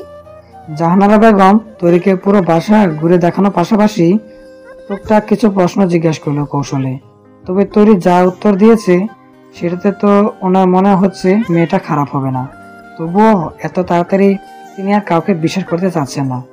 সরল বিশ্বাসের পরিণতি যে কতটা ভয়াবহ সেটা তিনি এবং সে বাড়ির সবাই বুঝতে পেরেছে। দেখো, এটা হলো রান্নাঘর, তোমার যা যা লাগবে আশা করি সব পাবে তুমি এখানে। আলহামদুলিল্লাহ, কোনো কিছু অভাব নেই আমাদের। ও হলো সাইদা আর সে হলো কাকুরি, দুজনেই মূলত এখানে কাজ করে রান্না বান্না। তুমি কিছু না বুঝলে তাদের বলো, ঠিক আছে? জি দাদি। তোমাকে নির্দিষ্ট করে কিছু বলছি না রান্না করার জন্য, তোমার যা রাখতে ভালো লাগে করতে পারো, তবে যাতে মুখে খাবার মতো আর পাতে তোলার মতো হয় সেদিকে খেয়াল রেখো, বুঝতে পেরেছো? জি দাদি, আপনি চিন্তা করবেন না, আমি করতে পারবো। তরির বেশ হাসি পাচ্ছিল জাহানারা বেগমের কথায়। কোনো রকমে হাসি চেপে রেখে খানিকটা মুচকি এসে উপরোক্ত জবাবটা দিয়েছে তরি। তীব্রের অফিসে তারা আছে, তাই খুব তাড়াহুড়ো করে রেডি হয়ে নিচে নামলো সে। ডাইনিং টেবিলে নানা রকমের খাবার আইটেম দিয়ে পরিপূর্ণ। তীব্র বুঝতে পারছে না যে আজকে এত রান্না কিসের জন্য। হ্যাঁ, এটা ঠিক যে তার কোনো কিছুর অভাব নেই, খাবার দাবার যথেষ্ট উচ্চমানের থাকে সবসময়, কিন্তু তাই বলে এতগুলো একসাথে তো আর কারো খাওয়া সম্ভব নয়। এসব ভাবতে ভাবতেই সামনে চোখ তুলে দেখতে পেল মাথায় ঘোমটা টেনে শাড়ি পরিহিতা তরি খুব দ্রুত কাজ করার চেষ্টা করছে। একের পর এক খাবার এনে রাখছে টেবিলে সাজিয়ে। কিছুক্ষণের মধ্যে বাকি সবাই চলে আসলো। আজিজুল সাহেব সাথে সাথে বলে উঠলেন, এসব কি এত খাবার কে কখন করলো? ও বাবা, এ তো দেখি আমার পছন্দের চিংড়ির মালাইকারি, পটলের দুলমা। আজকে হঠাৎ আমার প্রিয় খাবার বানানোর কারণ? শুধু তোমার না, আমারও প্রিয় খাবারগুলো আছে এখানে। এই যে দেখো, মাংস কষা, পাবদা ইলিশ মাছের ঝোল, সর্ষে ইলিশ, রুই মাছের ভর্তা। আসিয়া বেগম বেশ উচ্ছ্বাসিত হয়ে বলে উঠলেন। কথা কান দিয়ে ঢুকছে আর ক্রমশ সামনের দিকে তাকিয়ে নিজের কপালটা কুচকিত হয়ে আছে তীব্রের। ব্যাপার কি, তার নিজের পছন্দের খাবারও তো রান্না করা। এত রান্না কখন রাখলে রাখবো? আমি তো তোমাকে বলেছিলাম তোমার যা ইচ্ছা হয় তাই রাখতে। আসলে সাইদা চাচি আর কাকুলি চাচিকে জিজ্ঞেস করে মোটামুটি প্রত্যেকের পছন্দের খাবার রান্না করার চেষ্টা করেছি, একটু একটু করে। কতটুকু কি হয়েছে সেটা জানি না। দেখে তো ভালোই হবে মনে হচ্ছে, একটু খেয়ে দেখি। সবাই সে কখন থেকে খাচ্ছে, খাচ্ছে তো খাচ্ছেই, কেউ কিছু বলছে না। তরি বুঝতে পারলো না কি হলো। সে তো নিজেও একটু খেয়ে দেখেছে সবগুলো খাবারের আইটেম, স্বাদ তো ঠিকই ছিল। এমনকি কে কতটুকু ঝাল খায়, মিষ্টি খায়, টক খায়, সেই অনুপাতে সব রান্না করেছে। এখন মুখ ফুটে জিজ্ঞাসা করতে পারছে না। বেশ কিছু সময় অবিবাহিত হওয়ার পর খাবার শেষ করে তৃপ্তির ডুকরে তুললেন আজিজুল সাহেব। জাহানারা বেগম আর আসিয়া বেগমের মুখ দিয়েও বের হলো, মাশাআল্লাহ। কি রে তীব্র, কিছু বলছিস না যে তুই? ভালো লাগেনি তোর? এতটুকু বললেই কোর্টে হাত নিয়ে বাসা থেকে বেরিয়ে সোজা গাড়িতে উঠে তীব্র। তরি কিছুক্ষণ সেদিকে তাকিয়ে থেকে সাইদাকে বলে উঠে, চাচি, তানহা তানভীরের জন্য যেগুলো রান্না করেছে সেগুলো একটু প্লেটে সাজিয়ে দিবে, তাদের রুমে নিয়ে যাব। তারা নিচে এলো না। আচ্ছা বলে সেখান থেকে চলে গেল সাইদা। তুমি খাবে না নানু? খাবো দাদি, আগে আমার বাচ্চাদের খাইয়ে আসি। তরি চলে গেলে তার দিকে নিষ্পলক চোখে তাকিয়ে আছে জাহানারা বেগম। মেয়েটা কেমন যেন খুব মায়াবী, তার কথার মধ্যে মানুষকে আপন করে নেওয়ার শক্তি আছে। চাইনিজ খাবারগুলো মনে হয় কেউ আর খাবে না, কি করার, আমি খেয়ে নিচ্ছি তাহলে। হ্যাঁ, তানভীরের রুমে এসে অনেকক্ষণ ধরে অপেক্ষা করছে তরির খাবার নিয়ে। খাবার খেতে বলার পরও দুজন দুদিকে মুখ করেছিল। এরপর খাবারগুলো হাতে নিয়ে বিছানায় রেখে দুজনের মাঝখানে বসে গালে হাত দিয়ে মুখ ফুলিয়ে বাচ্চাদের মতো করে ঠোঁট উল্টিয়ে তরি এই কথাও বলল। খাবার দেখে অনেক আগে থেকে খাওয়া লক্ষ্য ছিল তানহা আর তানভীরের, কিন্তু না, খাবার জেদ ধরে বসেছিল। বাচ্চা মানুষ কতক্ষণ নিজেকে সামলে রাখতে পারে। এর উপর এখন তরি নাকি তাদের সামনেই তাদের জন্য আনা খাবার খাবে। আর চোখে দুই ভাই বোন তাকিয়ে আছে তরির দিকে। সেটা লক্ষ্য করে মুচকি হেসে তরি যেই না মুখে খাবার তোলার ভান করছে, অমনি ছো মেরে হাত থেকে চামচ কেড়ে নিল তানভীর। চোখ ছোট ছোট করে বলে উঠল, আমাদের খাবার তুমি খাচ্ছ কেন? তোমরা খাবে তাই তো নিজের হাতে রান্না করে নিয়ে এসেছিলাম। এখন খাচ্ছ না যখন, তো খাবারগুলো আর ফেলে দিতে পারি না, তাই আমি খেয়ে নিচ্ছি। জিভে তো পানি চলে এসেছে আমার, তাড়াতাড়ি খাই। না, আমি খাবো, আমাকে দাও। ভাইয়া বলেতে তোমার থেকে কিন্তু না খেতে, তাই আমি খাইনি, এখন খাবো। তানহা বলে উঠে এবার। তার কথা শুনে তানভীর চোখ পাকিয়ে তাকে বলে উঠে, এই তুই আমার নাম বলছিস কেন? তোকে তোকে কি আমি জোর করছিলাম? শুধু না খেতে বলেছিলাম। কেন বাবু, আমার হাতের রান্না করা খাবার খেতে তোমাদের কি অসুবিধা? একটু খেয়ে দেখো, খুব মজা হয়েছে, প্লিজ। এবার তরির অসহায় চোখের কাতরতা দেখে আর অনুরোধ ফেলতে পারেনি কেউ। এমনিতেও তাদের খাওয়ার ইচ্ছে ছিল। ওকে, আমরা খাবো। আমি তোমাদের নিজের হাতে খাইয়ে দেই, হা করো। প্রথম লোকমা ধরল তানহার দিকে, তানহাকে খাইয়ে তানবীর দিকে, তারপর আবার তানহার দিকে। এভাবেই শেষ করলো খাওয়ানো। যতটুকু খাবার এনেছিল পুরোটা শেষ করে ফেলেছে দুজন মিলে। কেমন হয়েছে? ভালো, খুব ভালো। তরি হেসে দুজনের কপালে আলতো করে চুমু দিয়ে চলে আসে রুম থেকে। নিচে নেমে দেখে সোফায় বসে হয়তো কিছু একটা নিয়ে কথা বলছেন তার শ্বশুর শাশুড়ি। তাকে দেখা মাত্রই আসিয়া বেগম বললেন, অনেক বেলা করে ফেলেছো, তাড়াতাড়ি খেয়ে নাও, যাও। তরি আচ্ছা বলে সেখান থেকে চলে এসে খাবার নিজের জন্য প্লেটে নিয়ে টেবিলে বসে মাত্র মুখে তুলে নেবে, এর আগেই তার মনে প্রশ্ন জাগলো, আজকে তার বাবা আর ভাই বোন খেতে পেরেছে তো? সে থাকতে তো রান্নাবান্না নিজেই করতো। তনু এখনো তেমন কিছু রাখতে পারে না। তাড়াতাড়ি বাবার নম্বরে ফোন করলো তরি। আপু, কি করছিস তুই? কেমন আছিস? জানিস, তোর ফোনের অপেক্ষায় ছিলাম। আমি আব্বুকে কত আগে জোর করছিলাম তোকে ফোন করার জন্য, তোর সাথে কথা বলার জন্য, কিন্তু আব্বু বলল তোর নাকি এখনো বাড়িতে অনেক কাজ, তোকে কোনো মতেই ফোন করা যাবে না। এসব কিছু হলো বল? আমি কি তোর সাথে কথা না বলে থাকতে পারি? আমার কথা পরে বলি, আগে বল তোরা কি করছিস এখন? আজকে খেয়েছিস কিছু? আর তোদের নতুন বাসায় কোনো সমস্যা হচ্ছে না তো? আব্বু কোথায়? হ্যাঁ আপু, খেয়েছি। কতদিন পর যে এত ভালো ভালো খাবার খেলাম, তোকে বুঝাতে পারবো না। আর এত বড় বাসায় কারো সমস্যা থাকতে পারে বল? আব্বু আছে ভালোই, এখন দুপুরে খেয়ে ঘুমাচ্ছে। বাজার করে দিয়েছে কে? আর রান্নাই বা কে করলো? এমা, এ কি বলিস এগুলো? তুই কিছু জানিস না? দুলাভাই তো এখানে দুজন কাজের লোক রেখে দিয়েছে, একজন মহিলা আর একজন পুরুষ। বাজার সহ যা যা লাগে সব সেই লোকই নিয়ে আসে বাইরে থেকে, আর মহিলাটা রান্নার জন্য। তাছাড়া জানিস, আব্বু দেখাশোনা করার জন্য একজন নার্সও রেখে দিয়েছে দুলাভাই। আমাদের কোথাও কোনো সমস্যাই হচ্ছে না। তরি চোখ দিয়ে পানি গড়িয়ে পড়ছে। তবে এটা দুঃখের নয়, সুখের পানি। তীব্র নিজে থেকে এতটা করবে সেটা ভাবতেও পারেনি। আচ্ছা, সবই বুঝলাম, তোদের পড়াশোনা কিন্তু ঠিকভাবে করবি, ঠিক আছে? আমি এখন সেখানে নেই বলে কোনো গাফিলতি কিন্তু সহ্য করব না বলে দিলাম। এখন কি আর পড়াশোনা না করে কোনো উপায় আছে? খানিকটা মন খারাপ করে বলল জারিফ। তার কথায় বেশ অবাক হলো তরি। তারপর জিজ্ঞেস করেই ফেললো, কেন এভাবে বলছিস কেন? আর বলিস না, দুলাভাই আমাকে আর তনুকে নতুন স্কুলে ভর্তি করাবে বলেছে, তাও এই শহরের সবচেয়ে ভালো স্কুল। ওখানে টিচাররা অনেক কঠিন শুনেছি, ওরা আদায় নাকি করেই ছাড়ে। তনু তো খুব খুশি, পুরাই আতেল একটা। পড়াশোনা ছাড়া আর সাজুগুজু ছাড়া কিছু বুঝে না। আমার হয়েছে জ্বালা। একের পর এক অপ্রত্যাশিত খুশির খবর শুনে তরি চমকানো ছাড়া আপাতত আর কিছুই করতে পারছে না। তবে জারিফের কথার ভঙ্গিতে সে ফিক করে হেসে দিয়েছে। হাসছিস? হাসতে থাক, আমিও কিছু বলবো না। তবে আরেকটা জিনিস দিয়ে কিন্তু দুলাভাই আমাকে খুশি করে দিয়েছে। মানে? আর কি দিল? আমাকে যাওয়ার সময় বলে গিয়েছে, তোমার আর কিছু চাই? আমিও ফটাফট সাইকেলের কথা বলে দিয়েছি। এরপর কাকে যেন ফোন করলো, কিছুক্ষণের মধ্যেই সাইকেল হাজির। সাইকেলের কথা তোকে কেন বলতে হবে?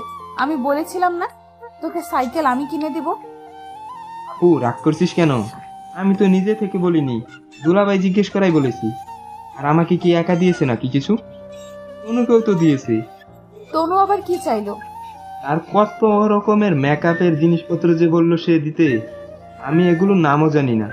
কি জানি ফাউন্ডেশন, কাউন্সিলার, পেন কেক, লাল সার, মাথা মুন্ডু। আমাকে এগুলো জিজ্ঞেস করে লাভ নেই, তুই পরে তনুকে জিজ্ঞেস করিস। এখন উনি মেকআপ কিটস দিয়ে সাজুগুজু করছে, তার সাথে কথা বলবি? আচ্ছা, আমি পরে আবার ফোন দিব। খাইনি দুপুরে, খাবার এখনো রাখছি। ফোন কেটে তরি ভাবনায় পড়ে গেল। আগের জায়গায় পরিবর্তন করে খুব দামি একটা বাসায় তার বাবা আর ভাই বোনকে রেখেছে তীব্র, তার নিজের রেপুটেশনের জন্য। আচ্ছা, সেটা না হয় ঠিক আছে, কিন্তু এত সব মানুষ কি ভিতরে গিয়ে দেখবে কি অবস্থা? সবাই তো বাইরে দেখেই মন্তব্য করছে। হ্যাঁ, এটা ঠিক যে তরির পরিবারের দায়িত্ব নেওয়া তীব্রের কন্ট্যাক্ট পেপারে ছিল, কিন্তু তাই বলে এতটা? এটা তো খুব বেশি মনে হচ্ছে। তীব্র কি আসলে বাইরে থেকে খুব শক্ত খোলসে নিজেকে কোনো কারণে আবৃত করে রাখে? তার তো অতীত সম্পর্কে তরি কিছুই জানে না। খুব বেশি কি কষ্টের সেই অতীত? দীর্ঘশ্বাস ফেলে খাবারে মন দিল তরি। আপাতত সে এসব আর ভাবতে চায় না, পরে না হয় জানা যাবে। রাত প্রায় 11টা। সবাই মোটামুটি খাবার খেয়ে বিছানায় ঘুমাতে চলে গেছে। তীব্র খাওয়া দাওয়া করে রুমে ঢুকে যাবে। আজকে তো তরির সাথে তানহা আর তানবীরের ঘুমানোর কথা। সে ভাবলো নিজের রুমে যাওয়ার আগে একবার তাদের রুমে থেকে ঘুরে আসুক কি অবস্থা। দরজার সামনে দাঁড়িয়ে দেখে কোমরে হাত দিয়ে বাচ্চাদের মতো গাল ফুলে দাঁড়িয়ে আছে তরি, আর বিছানায় যতটুকু সম্ভব হাত পা ছড়িয়ে ছিটিয়ে সবটুকু জায়গা দখল করার আপ্রাণ চেষ্টা চালাচ্ছে তানহা আর তানবীর। আমি ঘুমাবো, প্লিজ প্লিজ, একটু অল্প, একটু, 1 আঙ্গুল সমান। কুচকিয়ে তানবীর প্রশ্ন ছুঁড়ছে। 1 আঙ্গুল সমান কিভাবে ঘুমায় আবার? সেটা তো দেখাতে পারবো, একটু জায়গা দিলে বিছানায়। তানহা তানবীর দুজনেই একে অপরের মুখের দিকে তাকিয়ে মনে মনে কি যেন একটা যুক্তি করলো। এরপর যেই না একটু জায়গা দিল, সরে গিয়ে অমনি তরি ধপাস করে বিছানায় শুয়ে বিশ্বজের হাসি দিয়ে বলল, এভাবে? এবার তানহা আর তানবীর দুজন মিলে তরিকে ঠেলতে শুরু করেছে রীতিমতো বিছানা থেকে নামানোর জন্য। ইচ্ছে করে তাদের সামনে কাঁদো কাঁদো মুখে তরি বলল, আমি কত সুন্দর সুন্দর গল্প বলতে পারি, কেউ শোনে না আমার গল্প। এই কষ্ট আমি কোথায় রাখি? দূর থেকে তাদের এই অবস্থা দেখে নিঃশব্দে মুখ চেপে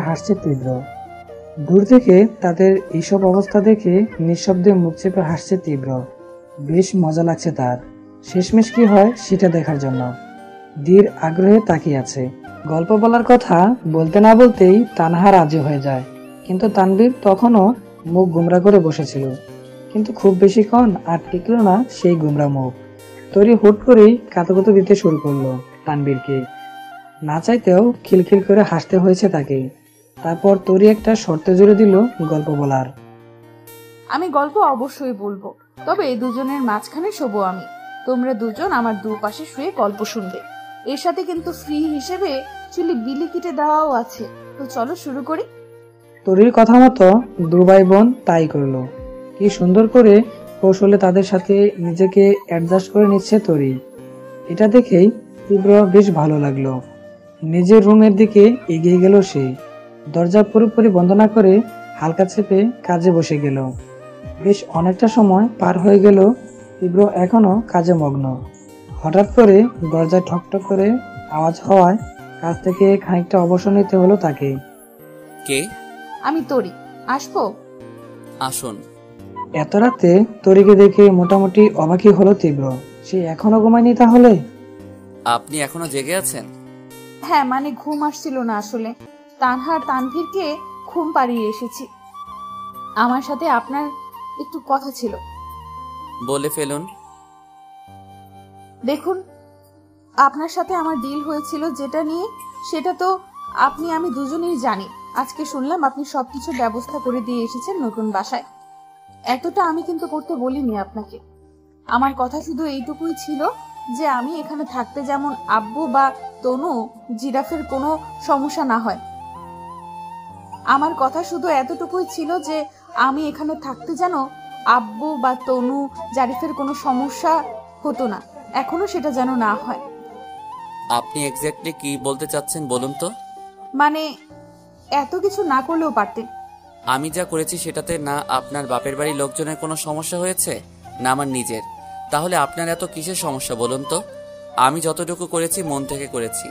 এখন আমি আমার কোন কাজ কিভাবে করব না করব সেটাও আপনার থেকে পারমিশন নিয়ে করতে হবে। দেখুন, আপনি আমাকে আবারও ভুল বুঝছেন। আমি শুধু এতটুকুই বলতে চাচ্ছি, ছোটবেলা থেকেই আমি যথেষ্ট আত্মনির্ভরশীল। যতটুকু আমার প্রাপ্য ঠিক ততটুকুই নিয়েছি আমি। আপনি প্রথমবারের মতো চাহিদা থেকে বেশি দিয়ে ফেলেছেন, যেটাতে আমি আসলে অভ্যস্ত নই। এটাই বলতে আসা। আপনার মতলব কি বলুন তো? আমি যদি সেখানে বাজার করা থেকে শুরু করে রান্না বান্নার লোকের ব্যবস্থা না করে দিয়ে আসতাম, তাহলে নিশ্চয়ই আপনি দিনের পর দিন তাদেরকে না খেয়ে দেখতে পারতেন না। তখন কি করতেন? ছুটে চলে যেতেন তাদের কাছে, না হলে বাসায় বসে থেকে আপনার ড্রামা দেখা লাগতো। আলটিমেটলি কি হতো? আমার বাচ্চাদের ঠিকমতো দেখাশোনা করা হতো না। এটাই তো চাচ্ছিলেন আপনি। তরি থ হয়ে দাঁড়িয়ে আছে। কথা কোথা থেকে কোথায় নিয়ে গেল তীব্র। সে ভেবেছিল সব কথা শেষে তাকে ধন্যবাদ দিয়ে আসবে, কিন্তু এসব কথা শোনার পর তার আপাতত আর কিছুই বলার নেই। আপনার কথা বলা শেষ হলে আপনি আসতে পারেন। আর হ্যাঁ, ভবিষ্যতে আমাকে শেখাতে আসবেন না যে আমি কোথায় কি করব। আমি যেটা করি সেটা আশেপাশে সবকিছু মাথায় রেখে বিচার বিবেচনা করেই করি। একটা সময় ছিল যখন সবকিছু সহজভাবে ভেবে নিতাম, কিন্তু পরিস্থিতি আমাকে যথেষ্ট বদলে দিয়েছে। তরির সামনে আবারও ল্যাপটপ নিয়ে বসে পড়েছে তীব্র। চুপচাপ সে রুম থেকে চলে আসে তরি। প্রতিদিনের মতো আজও সকালে ঘুম থেকে উঠে নামাজ পড়ে গোসল করে রান্নাঘরে এসেছে তরি। এখনো অনেকেই ঘুম থেকে ওঠেনি, শুধু বাসার সার্ভেন্ট আর গেটম্যান ছাড়া। তীব্র নিজে যেহেতু অফিসে বস, তাই তার সকালে যাওয়া লাগে না, একটু দেরি করেই যায় সে। সকালে নাস্তা বানানোর কাজ তরির নয়, তবে বসে থাকতে তার ভালো লাগছে না, তাই মজার কিছু আইটেম তৈরি করবে বলে ভেবে নিয়েছে সে সবার জন্য। একটু পরে সিঁড়ি বেয়ে আসিয়া বেগম নেমে এলেন। তরিকে দেখে রান্নাঘরে যান তিনি। কখন উঠলে? বেশ আগেই উঠেছে আম্মা। গোসল করেছো? জি। আব্বা আর দাদি উঠেনি এখনো আম্মা। তোমার আব্বা বেডটি খেতে পছন্দ করে, তীব্রও ঠিক সেই অভ্যাসটাই পেয়েছে, তাই চা হয়েছে কিনা সেটা দেখতে আসলাম। আর তোমার দাদি উঠেছে আরো আগেই, তবে এখন নিচে আসেনি, পরে আসবে। ও, আমি জানতাম না আম্মা এই কথা, না হলে আগেই চা করে রাখতাম। সমস্যা নেই, আমি এক্ষুনি করে দিচ্ছি। দুধ চা নাকি লিকার চা? আর চিনি কেমন দেব? দুধ চা, চিনি 1 চামচ দিও দুজনের জন্যই। আর তোমারও তো ব্যস্ত হওয়া লাগবে না, গতকালকে বাসায় মেহমান ছিল, তাই তোমাকে এই ব্যাপারে বলা হয়নি, তাই জানতে পারোনি। এক কাজ করো, তুমি চা নিয়ে তীব্রের রুমে দিয়ে এসো। জি। কথাবার্তা চলার এক পর্যায়ে তরির ফোনে কল এলো। স্ক্রিনে নিতু নামটা লেখা। আপাতত তরি ফোন রিসিভ করলো না, কারণ এখন হাতে অনেক কাজ। আপনার চা। শুনছেন? চা ঠান্ডা হয়ে যাবে, খেয়ে নেবেন। আড়মোড় ভেঙে আদর চোখে তাকিয়ে মৃদু আলোতে তীব্র এক মায়াবী নারীকে দেখতে পেল। চোখে এখনো ঘুম লেগে আছে। তীব্র এখনো বুঝতে পারছে না ঠিক মতো কিছু। কে আপনি? কি চান? কি, আপনি চিনেন না আমাকে? খানিকটা উঁচু স্বরে বলে উঠল তরি। হঠাৎ লাফ দিয়ে উঠে বসে তীব্র, চোখ দোদলতে আবারও তাকায়। হো, আপনি? চা রেখে যান, আমি খেয়ে নেব। আচ্ছা। শুনুন। জি। কালকে মানে ছেলেমেয়েরা উঠেছে ঘুম থেকে? কালকে ছেলে মেয়েরা উঠেছে মানে? কথা বুঝলাম না। না, কালকে এমনিতেই বলেছি, ছেলে মেয়েদের কথা জিজ্ঞেস করলাম। মনে হয় না এখনো উঠেছে। আমি নাস্তা তৈরি করে তাদের ডেকে দিব, আর আজকে তারা সকলের সাথে একসাথে বসে খাবে। শুনুন, কালকের জন্য সরি। হঠাৎ করে এভাবে সরি বলাটা তরি আশা করেনি তীব্র কাছ থেকে। কেন? আমার কাজে কেউ নাক গলাবে এটা মোটেও পছন্দ না আমার, সেটার জন্যই রেগে গিয়েছিলাম। তবে পরে আপনার দিকটা ভেবে দেখার পরে মনে হলো এইভাবে বলাটা ঠিক হয়নি হয়তো, তাই সরি, এটাই বলার ছিল। আপনি এখন যেতে পারেন। পিছনে ফিরে রুম থেকে হেঁটে বেরিয়ে গেল তীব্র। আর তার মাথায় হঠাৎ করেই একটা জিনিস এলো। তীব্র বলেছে কালকের জন্য সরি, আর এর আগেও কালকে দিয়েই শুরু করতে নিয়েছিল, কিন্তু হয়তো অ্যাসোসিয়েশনে ছিল, তাই সরাসরি বলতে পারেনি প্রথমে, তাই ছেলে মেয়েদের কথা জিজ্ঞেস করে কথা কাটিয়েছে। ব্যাপারটা ভাবতেই মিষ্টি হাসি এসে লেগে যায় তরির মুখে। সবাই একসাথে নাস্তায় টেবিলে বসেছে। তরি খাবার বেড়ে দিয়ে এরপর তানহা তানবীরকে খাওয়াচ্ছে। আসলে একটা কথা বলতে চাচ্ছিলাম, একটা অনুমতি লাগতো আমার। তরির কথা শুনে প্রায় সবাই চোখ তুলে তাকালো। আমি অনার্স ফাইনাল ইয়ারে আছি। আমার পরীক্ষার ডেট দিয়ে দিয়েছে সামনে। বেশ কয়েকদিন ক্লাস করতে পারিনি, তাই বলছিলাম যদি একটু ভার্সিটি যেতাম। শিট, নোট পড়া যা আছে কারোর থেকে কালেক্ট করে নেবেন, আর পরীক্ষার সময় শুধু পরীক্ষা দিবেন। তীব্রের কথা শুনে সবাই চমকে তাকালো তার দিকে। সে যে কথা বলছে সেটা জানা নয়। তরিকে আপনি বলে সমাধান করায় মোটামুটি সবাই অবাক। ঘটনা বুঝতে পেরে তীব্র তাড়াতাড়ি বলে উঠল, আমার একটু কাজ আছে, রুমে যাচ্ছি। দিকে এবার সবাই তাকিয়ে আছে, আর এই বিব্রতকর অবস্থা এড়াতে তরি এদিক সেদিক না তাকিয়ে শুধু তানহা তানবীরকে খাইয়ে যাচ্ছে। তোমার কি ক্লাস না করলে খুব বেশি সমস্যা হবে? জাহানারা বেগম বেশ গম্ভীর কণ্ঠে প্রশ্নটা করলেন। না, ঠিক আছে, চলবে। জাহানারা বেগম তরির দিকে তাকিয়ে রইলেন। মেয়েটা খুব সহজেই সবকিছু ছাড় দিতে জানে। তীব্র আর তার সম্পর্কটা ঠিক কোন পর্যায়ে আছে এটাও বুঝে গিয়েছেন তিনি। অথচ তরি এই ব্যাপারে কিছুই বলেনি কাউ।